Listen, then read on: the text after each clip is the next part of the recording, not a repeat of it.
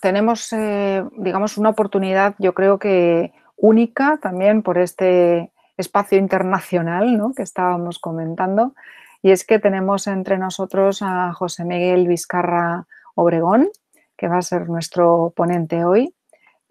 Como probablemente algunos ya le conoceréis, me imagino, él es nefrólogo, es profesor de la Universidad de Maringá, corrígeme, José Miguel, si lo digo mal, y lleva mucho tiempo pensando también en pues, cuál es la situación de los profesionales. De hecho, él hizo una estancia en mi universidad y me honra decir esto porque fue magnífico tenerlo entre nosotros. Y estuvo precisamente analizando algunas otras cuestiones que tenían que ver también con cómo había cada vez menos interés, ¿no?, aparentemente, por parte de los estudiantes de estudiar nefrología, etcétera. Es decir, él lleva ya mucho tiempo dándole vueltas pues, a todo lo que tiene que ver con la profesión médica, con la actitud de los estudiantes frente a las distintas especialidades y también sobre el papel del propio médico en la institución, ¿no? Y hoy nos trae un tema que yo creo que es de indudable interés, que precisamente habla de esa fragilidad, ¿no?, y de esa situación en la que se encuentra el médico. Con lo cual, pues de nuevo, en el momento en el que nos encontramos, creo que esto es especialmente importante. Así que, sin más, no le quito más tiempo, solo expresar el enorme agradecimiento por tenerte aquí entre nosotros, José Miguel, y que nos quieras compartir estas ideas que seguro que van a ser muy valiosas para el diálogo. Así que todo tuyo. Muchas gracias, José Miguel. Muchas gracias, un saludo a todos. En primer lugar, también me gustaría agradecer a la profesora Lidia por el convite, por participar en este seminario que tengo acompañado hace algunas veces. Y también quería que ustedes me perdonasen el idioma, que no hablo español, pero con alguna dificultad, pero creo que me hago entender.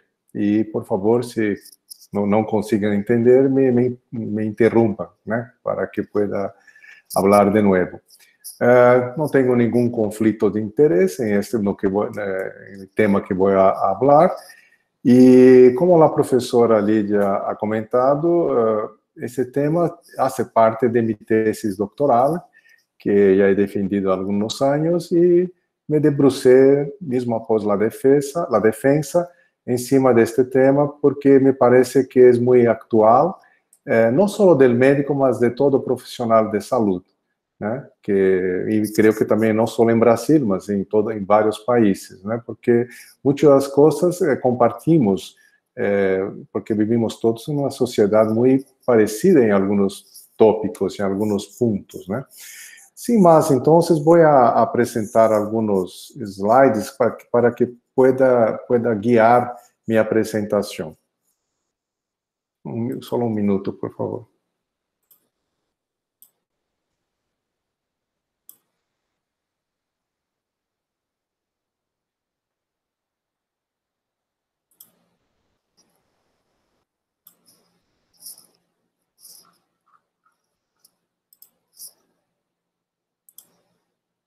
¿Pueden ver bien? Sí, perfecto, José Miguel. Ok.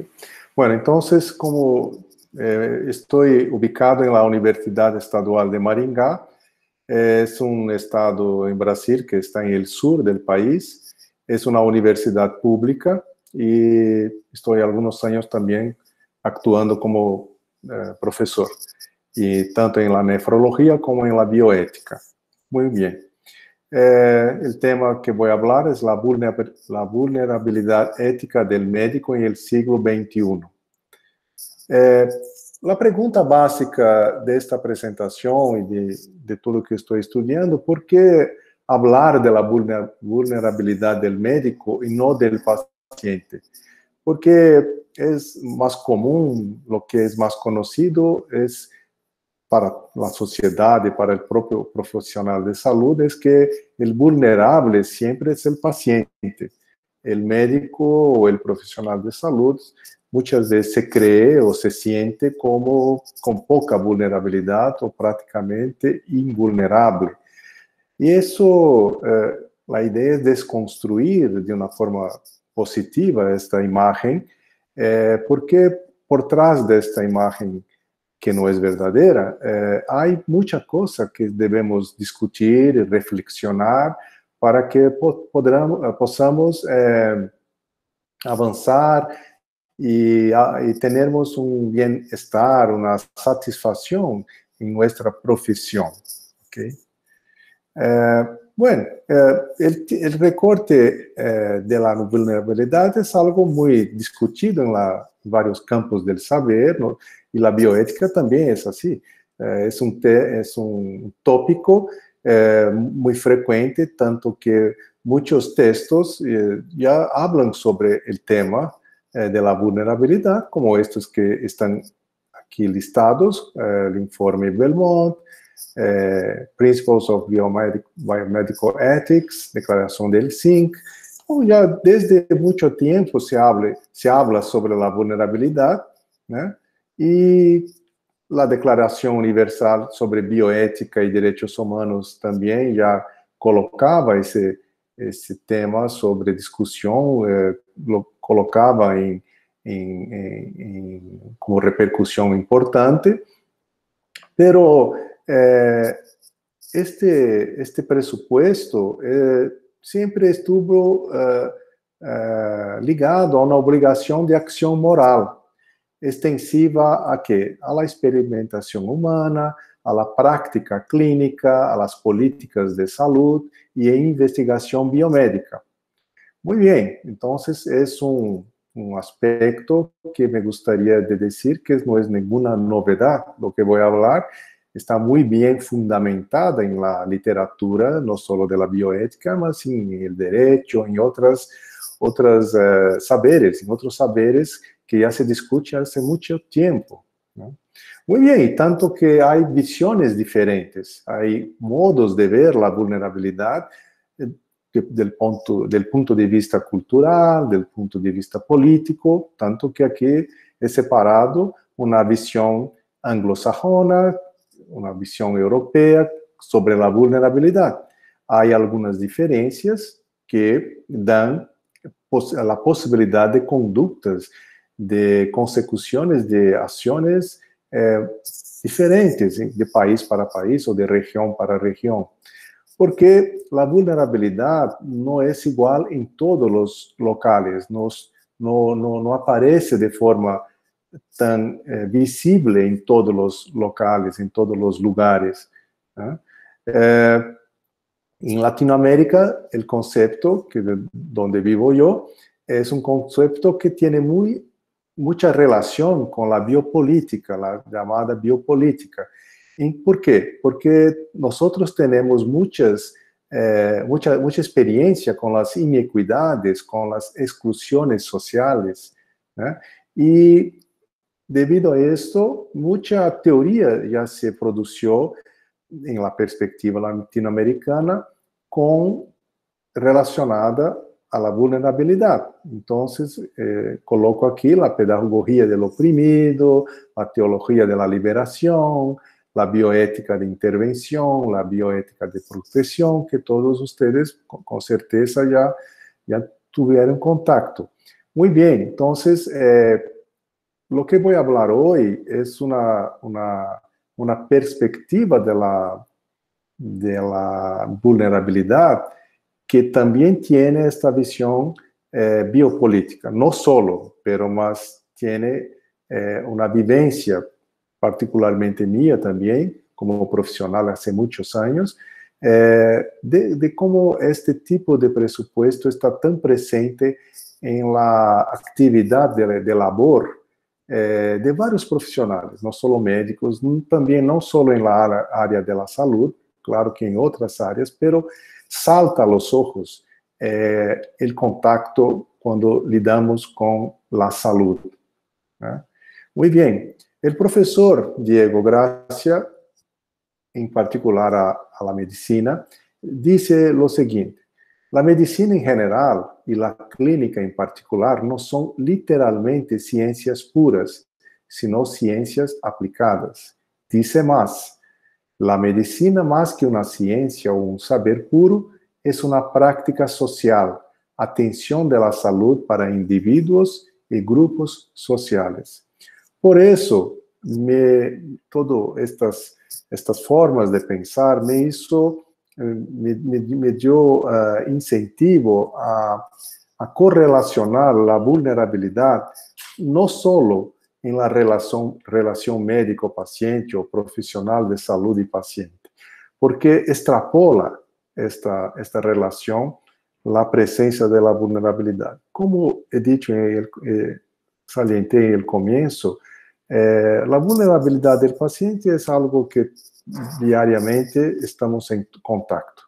La fragilidad, eso es algo que todo profesional de salud tiene diariamente en sus manos, este contacto. Pero mirarse a sí propio, adentro de sí, no es algo muy común en muchos profesionales, y mucho menos en la sociedad también.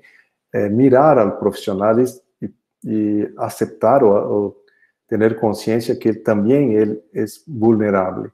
Y esa es mi proposición de hoy, entender por qué la vulnerabilidad del médico debe ser reflexionada.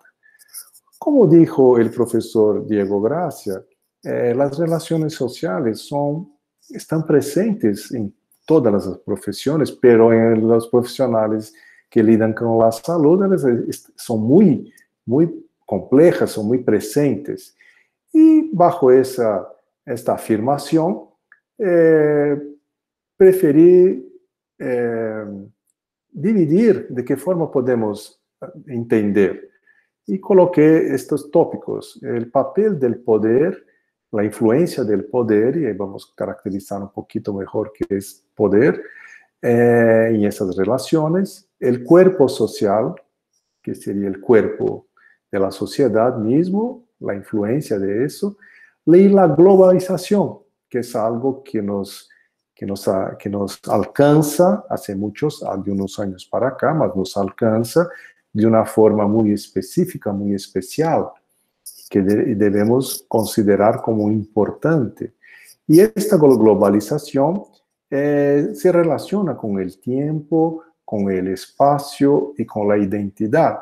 Estos tres tópicos, tiempo, espacio y identidad, son muy importantes en las relaciones en el campo de la salud, ¿no? Cuando nosotros estamos delante de un paciente, el tiempo es muy importante, el espacio es muy importante y la identidad es muy importante. Entonces, si la globalización influencia en estos tres tópicos, bueno, tenemos que entender lo que está pasando y de qué forma es esta influencia positiva, negativa, en fin. Adelante. Muy bien. El papel del poder y el cuerpo social, Foucault ya a muchos años acuñó el término como biopolítica, y algunos autores ya, vamos a decir así, bebiendo, teniendo este tipo de referencia, en Foucault han dicho: el poder no existe en sí mismo fuera de prácticas y relaciones, sino que se constituye a partir de ellas. También la relación del poder que la sociedad ejerce sobre la determinación de los cuerpos individuales. Esto nada más es que entender qué poder es ese. Este poder, no, como ustedes saben, no tiene nombre, no tiene localización, no está ubicado en un local específico, y es, la verdad, un cuerpo de fuerzas que están repletas de influencias financieras, políticas, culturales y con intereses propios, y que acaban actuando en toda la sociedad, ¿no? Y esto, entonces, tiene una fuerte presencia en las relaciones, y también impactan el cuerpo de las personas. Y cuando se dice cuerpo, cuando se dice el órgano humano, nos atinge a nosotros que somos profesionales de salud, porque vamos a convivir con este tipo de alteraciones que se formaron y actuaron en la sociedad. Entonces, esto hace parte, entonces, de esas relaciones complexas que hemos dicho. Y el resultado de este poder es la exclusión social de sectores de la sociedad o del individuo. Porque el poder tiene sus aspectos positivos, sí, claro que tiene, pero tiene los aspectos que excluyen parte de la sociedad, principalmente aquellos que están relacionados a los intereses individuales o sectoriales, ¿no? Financieros. Entonces, eso promueve o promulga una exclusión. Esto es muy evidente en los países en desarrollo o subdesarrollo, que no están desarrollados. En el caso de mi país, ahí nos localizamos, ¿no? Entonces, esa exclusión es muy evidente. En el campo de la salud, los juegos sociales del poder están creciendo. Eso es evidente de unos años para acá. De cuando yo me formé hasta ahora, es muy perceptible cómo esta exclusión creció, se amplió. ¿Por qué?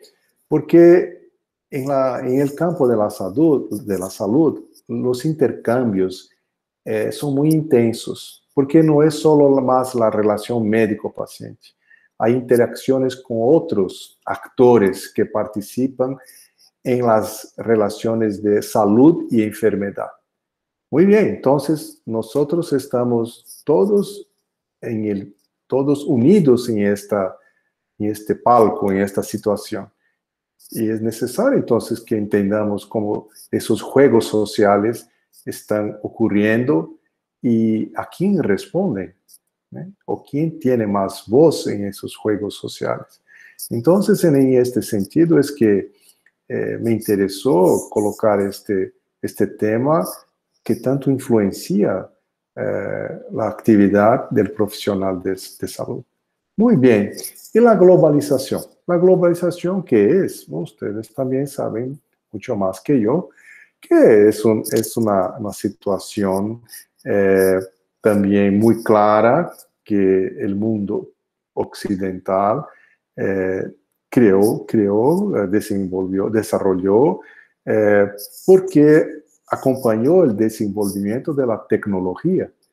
La tecnología permitió que nosotros nos comuniquemos de una forma instantánea y también las herramientas también se desarrollaron en todos los campos, y en la medicina fue tremenda el desarrollo después de la Segunda Guerra Mundial.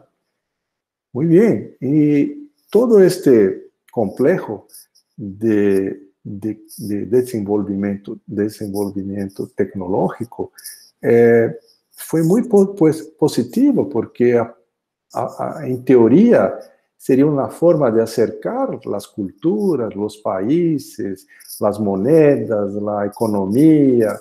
Todos estaríamos haciendo parte de un gran grupo unido y con objetivo del bienestar de la población del planeta. Pero no fue bien así, ustedes saben. Y lo que se destaca en la globalización es la lógica orientada al mercado. Y concomitante la promoción de la empresa, un grande foco en la innovación, siempre innovando, y el básico, que esto sea rentable, que esto genere renta, que genere aportes. Muy bien, y esta promoción ni siempre está difundida a una gran población o a muchas personas, ¿no?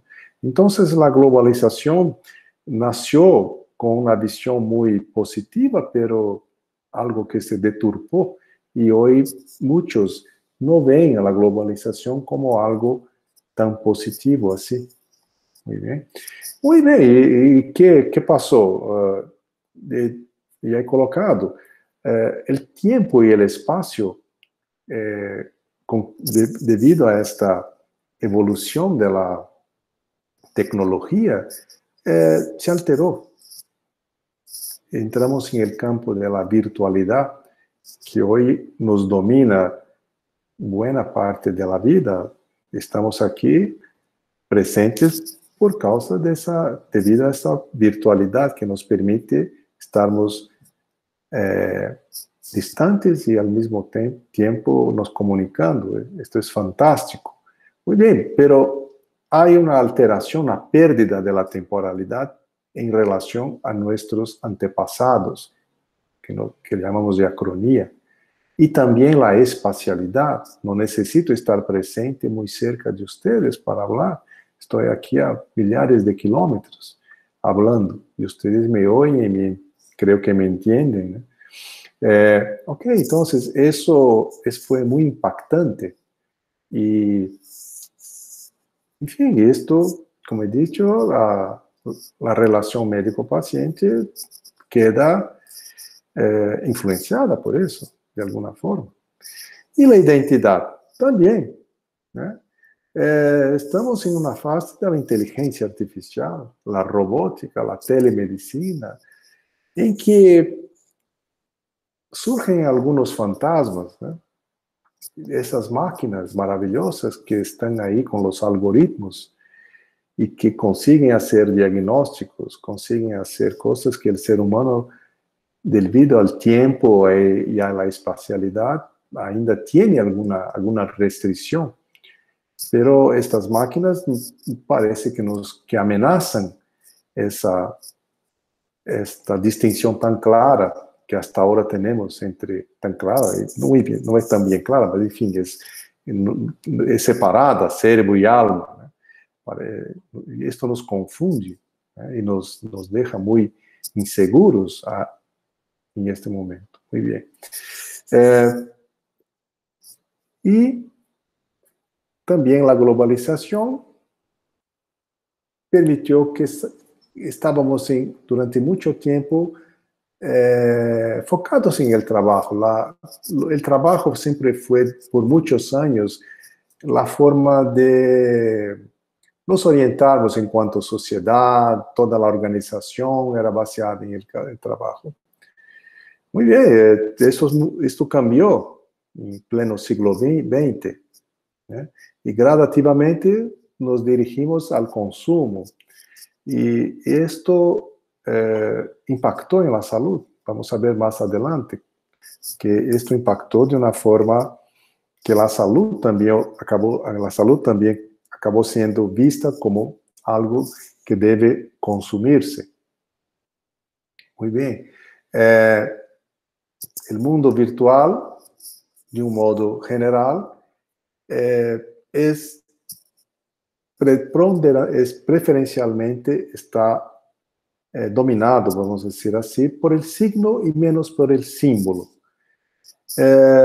Me gustaría caracterizar el símbolo, aquello que tiene todo un contenido histórico, tiene toda una estructura formada, que está repleta de cultura y que nosotros ainda tenemos, pero esto está quedando cada vez menos importante en la sociedad. Y el signo, que sería la imagen, la cosa ya con poco contenido histórico, en fin, lo que hoy se ve en las redes sociales tan difundidas, y que tanto están influenciando ahí la sociedad, esto también impacta el trabajo, impacta las relaciones.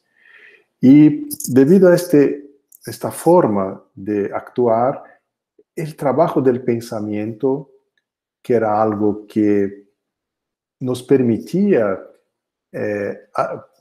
alimentar estos símbolos o crear nuevos símbolos,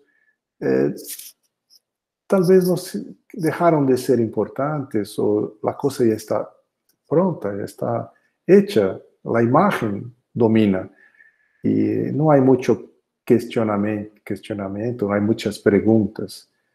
¿eh? Okay, entonces, esta rápida explanación es para traer un poco de aquello que yo pienso que estamos inseridos, todos los seres humanos estamos inseridos en este ambiente positivo, sí, con grandes cosas que ganamos, grandes avances, muchas cosas mejoraron en varios ámbitos, ¿eh? Pero también hay algo que está desconstruyendo muchas cosas positivas que llevamos siglos para construir. Muy bien, ¿y por qué la vulnerabilidad se relaciona con la globalización? Porque, como hemos visto, la globalización tiene como presupuesto la rentabilidad, la presencia del mercado, y esto lleva a una simetría de fuerzas. Un lado que es más poderoso, que tiene mucho más recursos, y un lado que no tiene estos presupuestos. Por tanto, ahí surge la vulnerabilidad humana que es intrínseca a todos nosotros y que de alguna forma se torna mucho más visible, mucho más sentida. Y cuando la vulnerabilidad se manifiesta de una forma muy aguda, muy intensa, la relación con la integración social es muy evidente. Cuanto más vulnerabilidad, cuanto más evidencia de vulnerabilidad de una sociedad o de un ambiente, es probable que haya mucho más desintegración de las relaciones sociales que nos unen, que nos preservan, que nos dejan más seguros, ¿no? E focando agora já para terminar aí minha apresentação, como esta forma que vivimos, como este ambiente que vivimos, influencia a atividade do médico. A atividade do médico tem uma característica que somos formados, enquanto médicos ou profissionais de saúde, muito focados em uma relação com o paciente. ¿Por que digo isso? Porque estudamos muito as enfermedades, muito toda a gênese das enfermedades.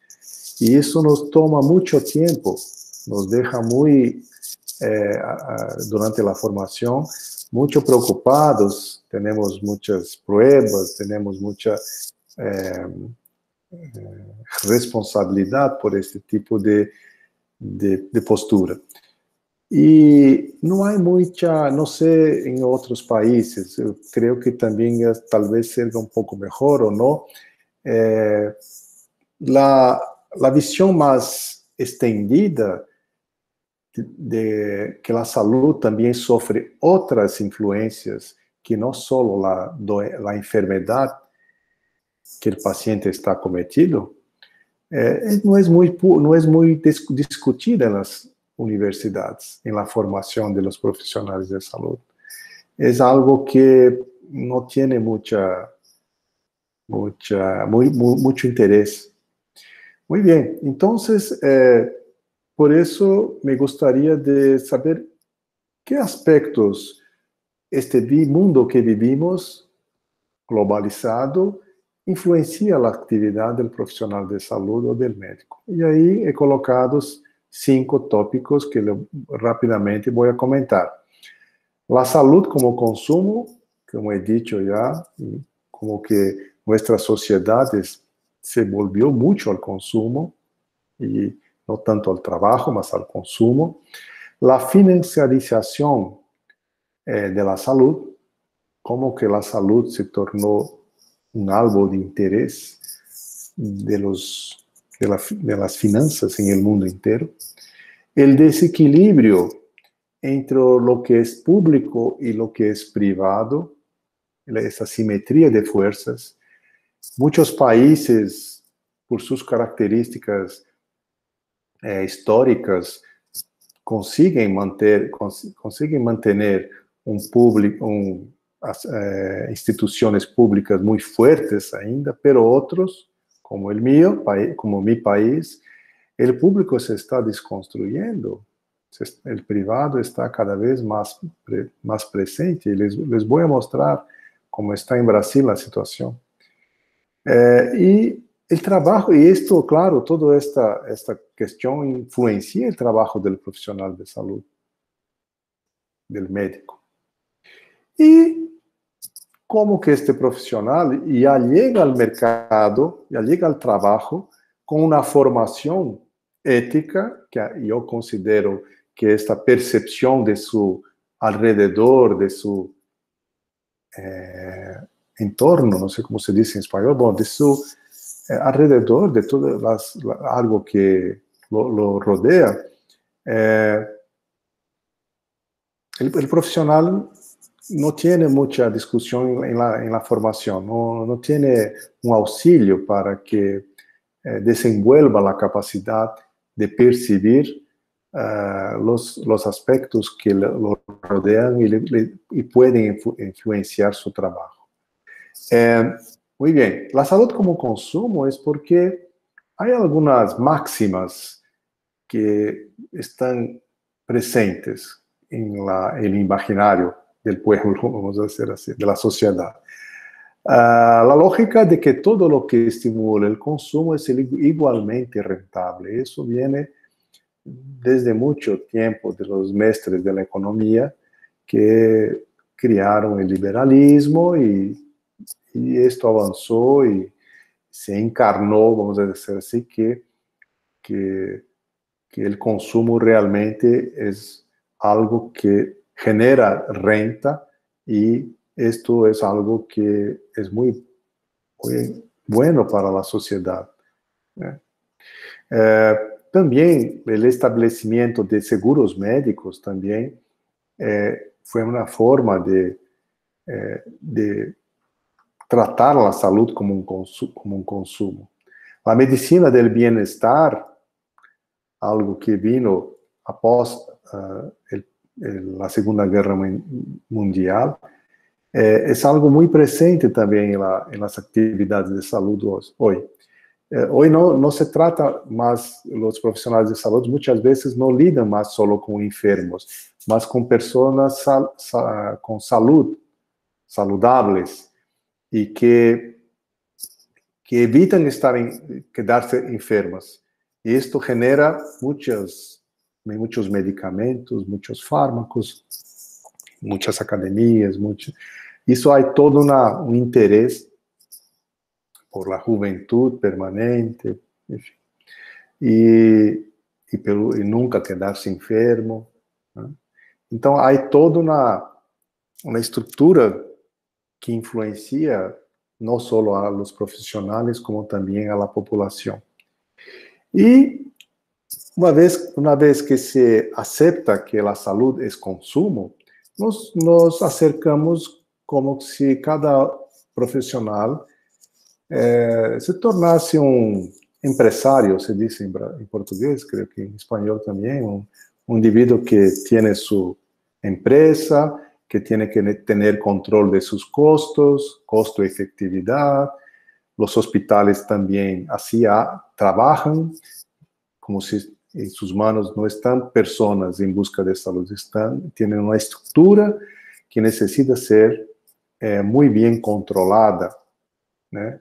Y nosotros sabemos, o pelo menos deberíamos saber, que la salud es algo imprevisible, ¿no? Nuestro cuerpo es algo imprevisible y como he dicho, sufre muchas influencias. No hay cómo controlar la salud de forma permanente, ¿no? Pero así agimos, ¿no? Así agimos en el diario. Muy bien, y la financiarización es algo que ha llegado no hace mucho tiempo, por lo menos en Brasil, eh, cuando yo me formé, el gran interés por la salud era de las empresas farmacéuticas, las grandes multinacionales, que influenciaban directamente la prescripción del médico, las farmacias, en fin, había una gran influencia para que la venta de medicamentos cada vez sería mayor, pero eso ya perdieron su lugar las empresas farmacéuticas. Ahora hay un nuevo actor, ahí hace algún tiempo ya un nuevo actor que tiene interés en la salud porque ve en la salud una forma de rentabilidad, que son los grandes grupos financieros. Muy bien. Y que acaban tendo influencia en las políticas estructurales del sistema de salud, y preferencialmente no el público, mas el privado, ¿eh? Y porque es una forma de generar riqueza a través de la salud.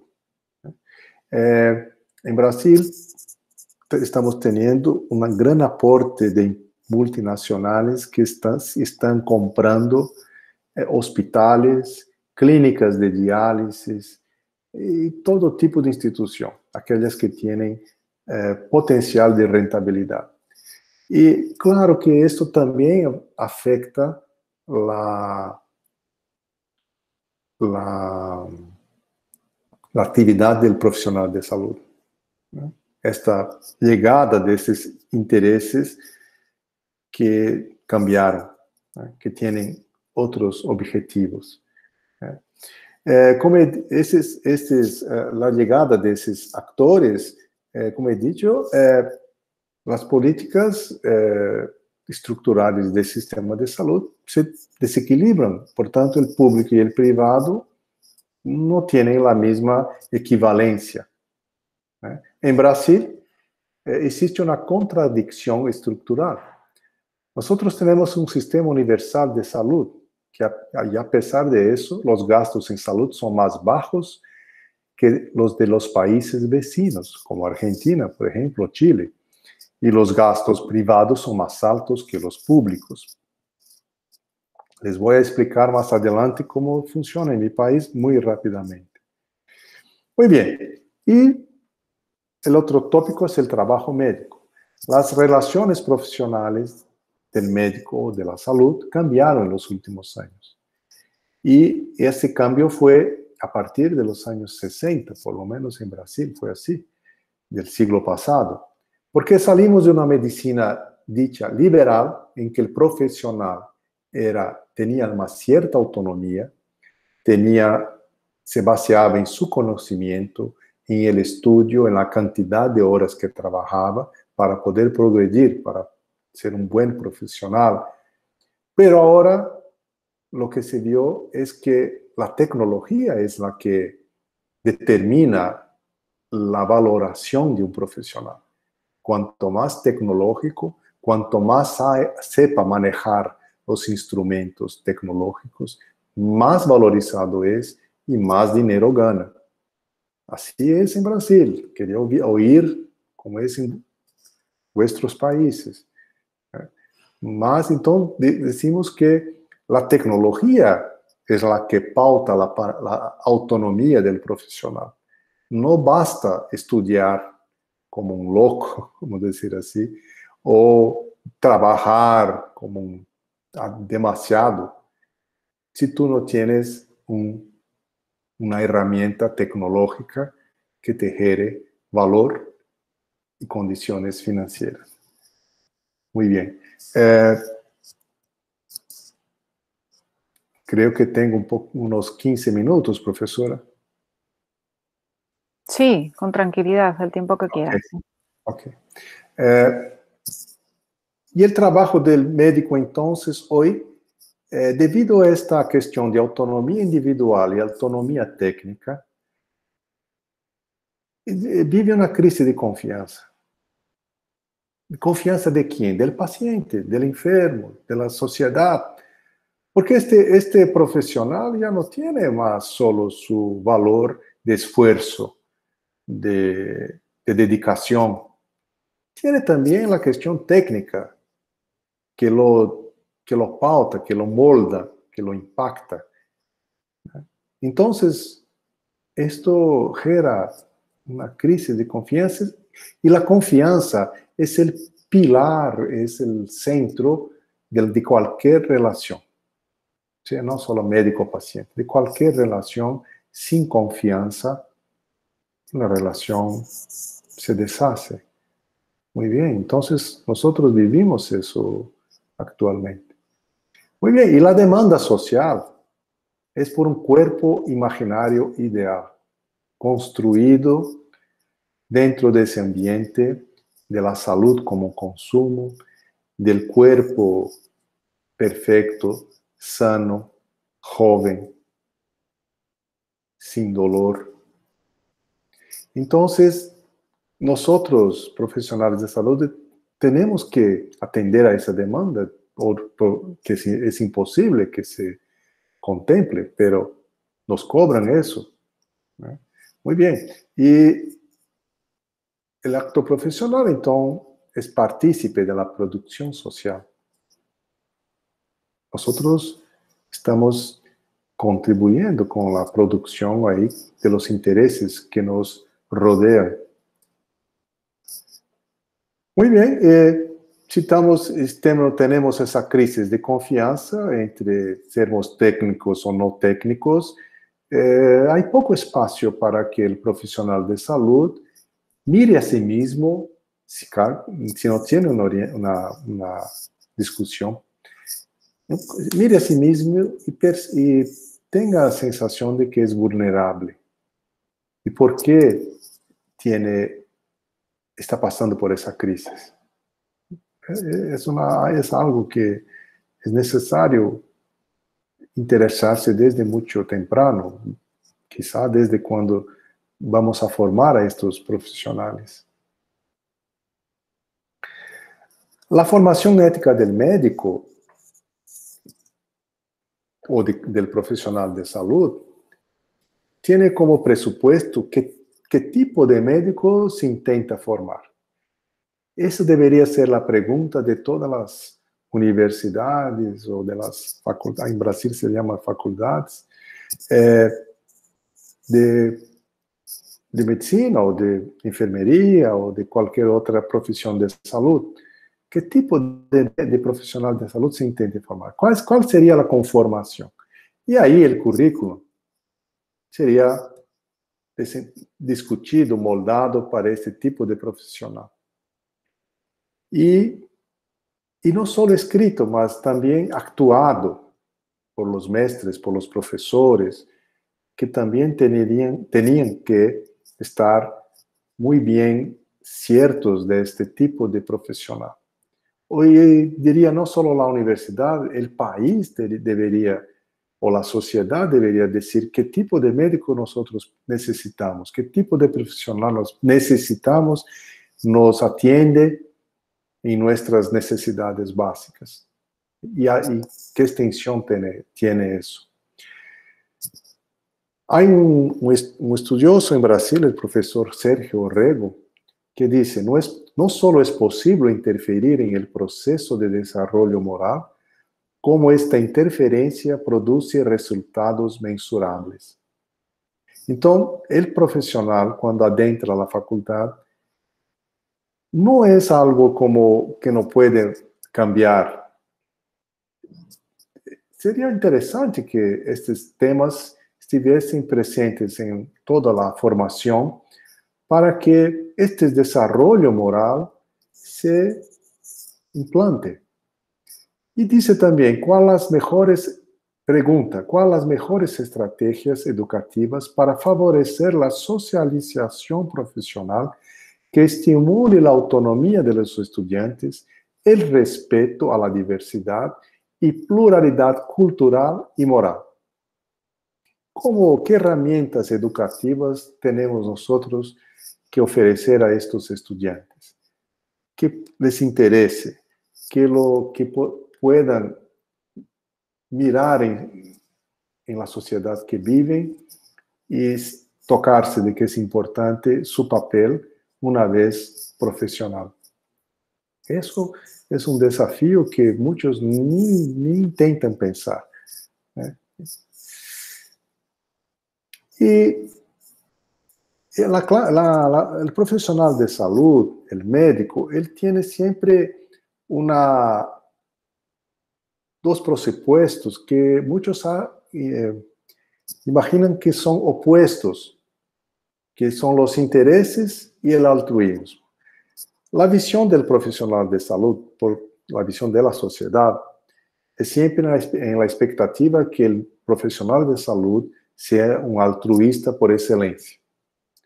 Pero los intereses es algo que parece que no es posible que una vez altruista, esta persona no tenga ningún interés. Lo que nos cabe es juntar esta posibilidad.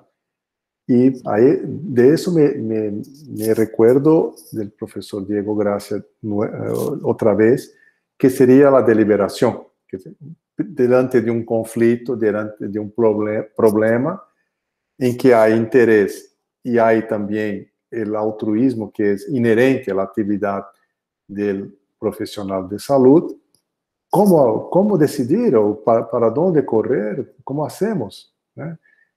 Y ahí es que ahí podemos utilizar algunos métodos para pensar y refletir, ¿no? De modo que algunos valores no sean heridos, ¿no? Muy bien. El ejercicio profesional de cualquier persona compone la personalidad moral del individuo. Por eso la importancia de que cualquier profesional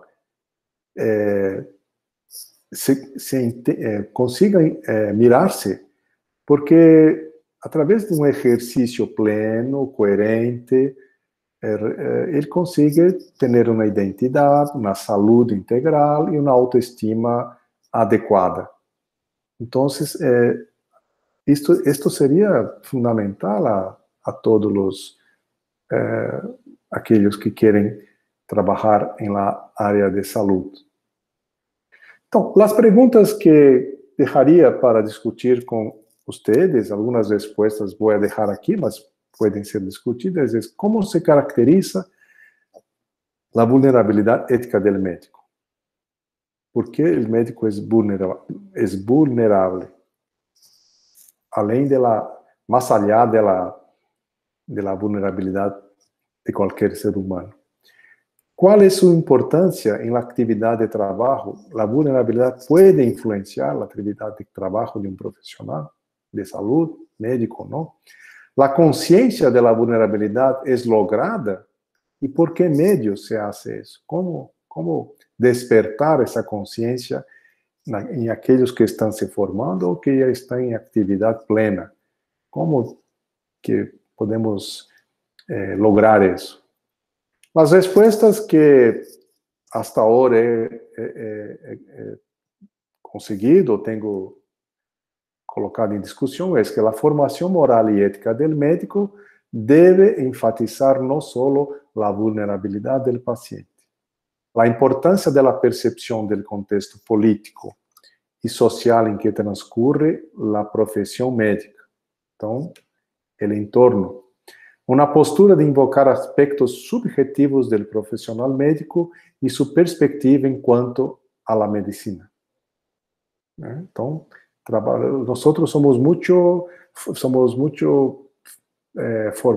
formados y nos esperan de nosotros mucha objetividad, pragmatismo.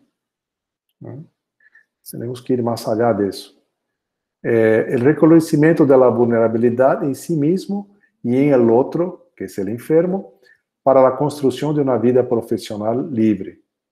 La bioética puede contribuir a través de la instrumentalización crítica en relación a las cuestiones éticas que permean las organizaciones y las actividades cotidianas. Y nosotros entonces en la medicina deberíamos tener, o tenemos, ¿no?, una clínica que sea no solo una clínica focada en la biología, en los aspectos técnicos, mas que sea más amplia, una, una, una clínica que incluya, ¿no?, a la enfermedad, muy importante que todos estudiemos muy a fondo la enfermedad, para que possamos ayudar a nuestros pacientes, mas el contexto que esta enfermedad ocurre y el sujeto que está enfermo, que tiene su particularidad, no somos iguales, todos sabemos de eso. Es una clínica que podemos llamar que es clínica de la persona compartida, ¿no? Muy bien. Finalizando entonces lo que quería decir, voy a pasar rápidamente para contribuir ahí con la discusión, aspectos de la pandemia del COVID que está colocando la vulnerabilidad en nuestra sociedad. Muchos de ustedes pasaron por eso, están pasando. El viernes, esta es una media de muertos por día, 1.700 muertos al día, mas ya ultrapasamos hace algunos días los 2.000 muertos por día. Estamos con 11 millones de casos confirmados, más de 11 millones de casos confirmados de COVID, de pacientes con COVID. Muy bien. Entonces, es una situación que atingió a la población de modo desigual, porque Brasil es una sociedad desigual.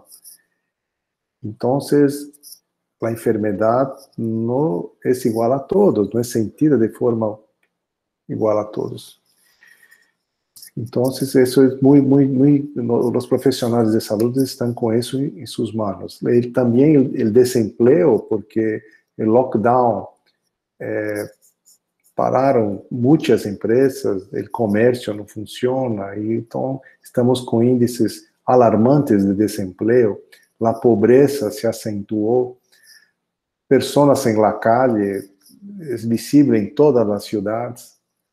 Entonces, nunca se vio tanta vulnerabilidad expuesta a los ojos. Real. No es solo imagen. El sistema de salud brasileño es un sistema mixto. Lo que llamamos de SUS, es Sistema Único de Salud, y que se confunde con la parte privada. Entonces, el gobierno no tiene un tratamiento preferencial por el público, como debería ser. Y nosotros somos un país en desarrollo y tenemos una gran contingencia de gente que no tiene la mínima condición de la medicina privada. Pero no es así que las cosas funcionan en mi país. Este aspecto mixto deja muy confuso y muy descompromisado las obligaciones de las autoridades. Aquí mostrarles cómo la evolución de los médicos en Brasil. Nosotros tenemos en marrón aquí 210 millones de personas en el país. Y aquí es una computación desde 1920 hasta 2020, son 100 años en que se ve el crecimiento de la población y el crecimiento del número de médicos. Entonces, vemos aquí que hasta los años 70, el crecimiento de médicos era muy pequeño en Brasil. Después, pero como que acompañó y se acentuó en los últimos años. Esto algunos podrían decir que bueno, ¿eh? Están mejorando, están con tanta gente así, la medicina debe ser de primera, maravillosa, ¿no? Estos médicos están la mayor parte concentrados en las grandes capitales donde la medicina tecnológica puede ser ejercida, donde se puede ganar más dinero. ¿Eh? Y estamos con 500.000 de médicos, con tendencia a aumentar más ainda. Y la distribución es desigual. Esto impacta la actividad del profesional de salud. Aquí también es un gráfico, rápidamente, en verde, la distribución de esos 500.000 médicos. En verde son aquellos que son generalistas o médicos de familia. En marrón, los que son especialistas. Tenemos 61% de los médicos son especialistas en Brasil y 39% son generalistas. La razón da 1,56, casi una vez y media. Y aquí son por las regiones de Brasil. En verde público, perdón, en verde médicos generalistas, en marrón médicos especialistas. Prácticamente en todas las regiones predominan los especialistas. Más en las regiones de grandes capitales. Aquí también vemos las facultades de medicina en Brasil en 10 años. En amarillo son las facultades privadas y en marrón las facultades públicas.